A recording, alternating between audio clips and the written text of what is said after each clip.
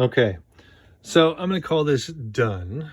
You can see that the table, the cloth, everything that the shell is on, I've made quite a bit lighter. I've suggested um, those kind of those folds a little bit. As long as they kind of suit my purpose, they're certainly there. But I've also deliberately downplayed everything that's going on kind of in the background, right? So that background I've kept mainly just blank, and I really haven't touched it. I've made everything lighter, and you know dealt with, sharpened up these edges. You can see where the cast shadow gets further away from the shell, it softens up a little bit. Um, but right where it's next to the shell, it gets really, really sharp. Even this fold, right? There's a light there, and it rolls gently into shadow. And then where the shadow ends and the light begins, it's slightly sharper, particularly up in here.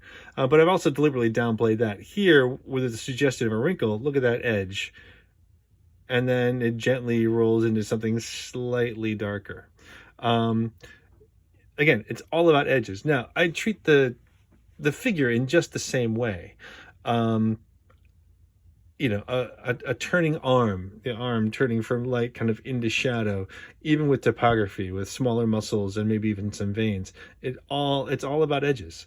I've virtually untouched the shadows. This warm area where the shell is slightly translucent, letting in a little bit of light, I've made that kind of that red orange. But you can see there's no real edges in there. It's just that glow, and that's brought about by just that soft slightly lighter, warmer color. But that's about it. But edges, it's all about edges.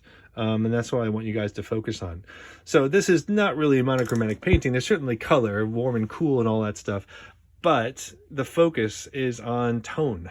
And yeah, I haven't ignored the areas of different chroma and warm and cool and all that stuff. But I keep on saying the same thing, focused on edges. So as you guys, what I would like you to do is to, set up something similar. Set up a still life that's interesting, but gives you ample opportunity to explore what you can do when you really focus on edges, and get rid of, edit out as much of the shadow areas as you possibly can, just leaving just the lights. Remember, and I've said this before in class, any detail is going to be in the lights, because that's where the light is. That's how you see. Shadows